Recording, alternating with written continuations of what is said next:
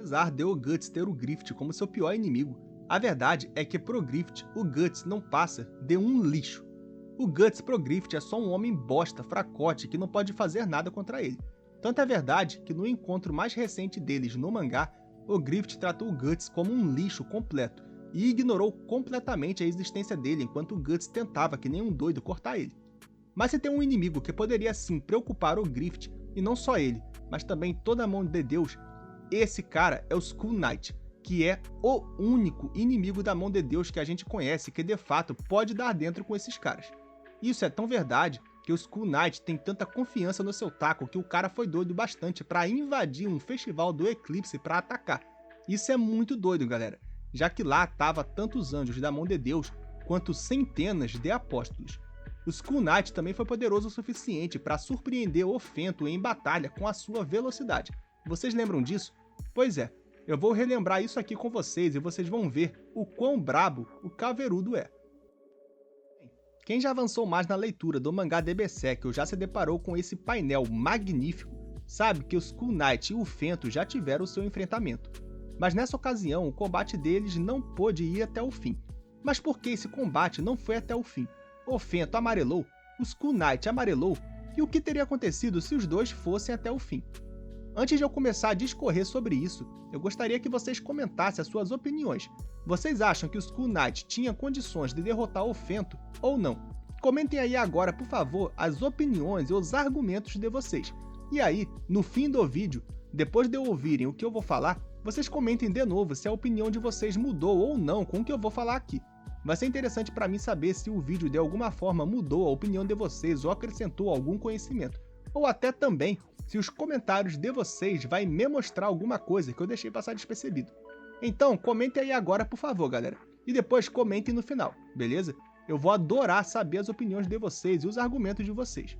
Bom, primeiro, contextualizando o que aconteceu no encontro deles para a gente entender bem a situação, o Imperador Ganishka, depois de sofrer a primeira derrota para o Grift, fez umas maracutaias lá que tornou ele um demônio gigantesco, assustador e praticamente um apocalipse ambulante. E então, o Grift, cumprindo o papel dele de falso salvador do mundo, foi lá para derrotar o Ganishka. Mas nesse momento, o Skull Knight, aproveitando essa distração, apareceu para desferir um ataque mortal no Fento. Mas o problema é que o Fento já sabia que aquilo ia acontecer, e na verdade ele usou a fenda dimensional aberta pela espada da ressonância do Skull Knight para finalmente abrir a barreira entre os dois mundos, conectando de vez o mundo astral com o mundo real. E foi assim que os monstros que vivem no outro mundo começaram a chegar de vez no mundo dos humanos. Resumindo, o Skull Knight, que estava tentando combater o mal, foi usado pelo próprio mal para trazer a desgraça para o mundo. Depois disso, a luta deles, se é que podemos chamar de luta, não continuou, já que uma fissura dimensional gigantesca se abriu e cada um foi para um lado, sem ser mostrado exatamente o que aconteceu com eles. Então não dá para saber se o Fento fugiu ou se o Skull Knight fugiu. Ou pelo menos, não que eu tenha visto. Mas provavelmente o que aconteceu é que depois de ver que foi o, entre aspas, culpado por um evento como aquele, o Skull Knight simplesmente não quis mais lutar e foi embora, enquanto o Grift foi lá colher os louros da vitória. Então o resultado do encontro deles foi isso aí. O Fento, já esperando pelo ataque do Skull Knight, aproveitou o ataque dele para usar a favor dos seus próprios planos, e depois disso eles não deram continuidade com o confronto. Mas digamos que esse combate fosse até o fim. Digamos que logo depois de a fenda ser aberta, o Skull Knight desejasse continuar a batalha contra o Fento. E digamos que o Fento ordenasse que o Zod não interferisse na luta. Quem iria vencer? Para tentar ver isso, vamos dar uma analisada em o quão forte cada um desses personagens são. E aí, a gente vai conseguir ter mais ou menos uma ideia. Antes disso, se você está curtindo esse vídeo até aqui, deixa o like porque vai ajudar demais no engajamento e no alcance dele aqui na plataforma. E se você é fã de Berserk e de animes e mangás de forma geral, se inscreve aí caso não seja inscrito, porque aqui vai ter muito conteúdo para você. Enfim, continuando. Falando primeiro do Grift / Fento, a gente sabe que ele está em uma das escalas de poder mais altas entre os seres do mundo sobrenatural, junto com os outros membros da mão de Deus, ou talvez até acima deles, já que o quinto anjo é tratado pelos outros membros muitas das vezes como sendo algo superior ou especial. Então, o Fento é tão poderoso quanto os outros anjos, ou talvez até mais. Eu acredito que é mais. E segundo o que a velha Flora fala, os membros da Mão de Deus já estão em uma dimensão muito profunda, que transcende muito a realidade, e é por isso que eles são tão fortes. Os anjos da Mão de Deus parecem ter todos o poder de brincar com o espaço-tempo, e o Fento também é capaz de fazer isso. E é por isso que quando o Griffith é atacado pelos homens comuns, ele não é atingido por nada, já que além de ser alguém que transcende muito essa dimensão, ele pode distorcer o espaço-tempo ao seu bel prazer.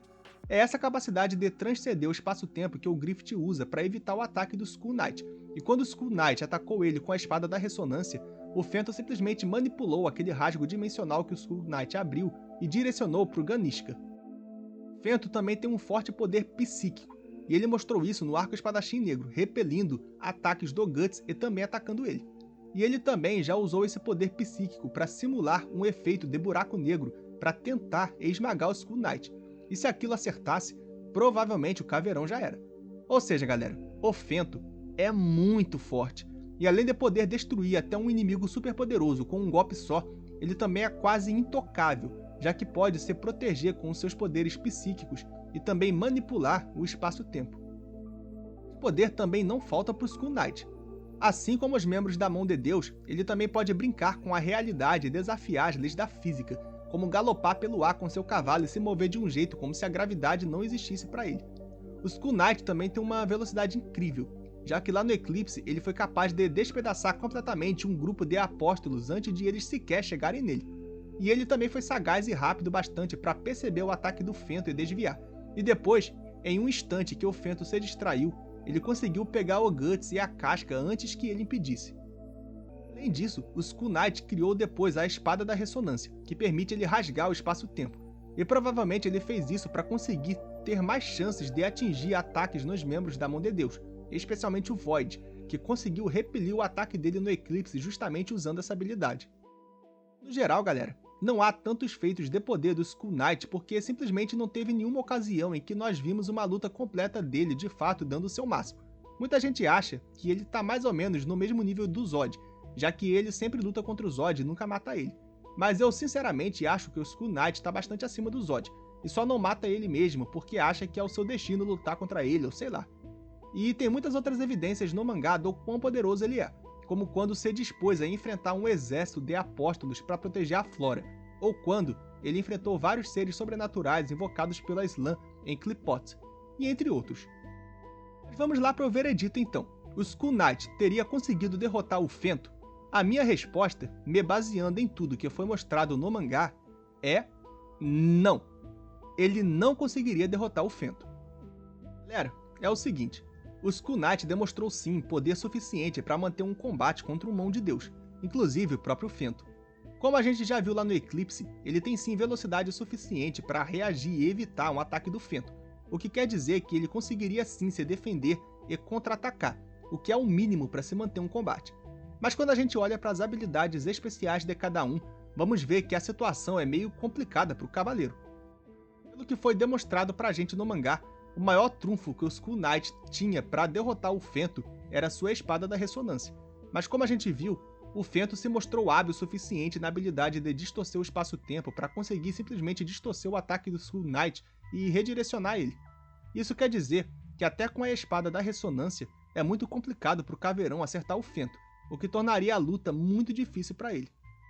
Além de ter essa vantagem no quesito habilidades, o Fento parece ter um conhecimento muito grande sobre o próprio destino, já que ele se preparou perfeitamente para o ataque do Skull Knight como se soubesse que aquilo fazia parte do destino, e também levou toda a situação contra o Ganishka de um jeito que fez parecer que ele já sabia que terminaria ao seu favor.